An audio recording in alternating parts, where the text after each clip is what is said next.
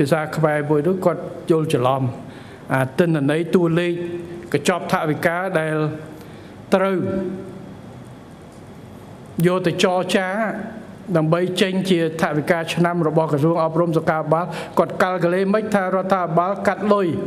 ពីវិស័យអប់រំនិងសុខាភិបាលជាង100លានសម្រាប់ឆ្នាំ2027យកទៅជួយវិស័យការពារខ្ញុំថាអត់មានទេមិនទាន់ចរចាចប់ផងគាត់សន្និដ្ឋានថាចេញតួលេខបានហើយអត់ទេនៅក្នុងផែនការ MTF ដែលហិរញ្ញវត្ថុរយៈពេលប្រជុំនេះនឹងគឺបានបញ្ជាក់ឲ្យ2027-29កំណើនការវិនិយោគថវិកាជាតិដែលវិភាគទៅសុខាភិបាលនិងអប់រំមានការកើនឡើងអត់មានតយទេ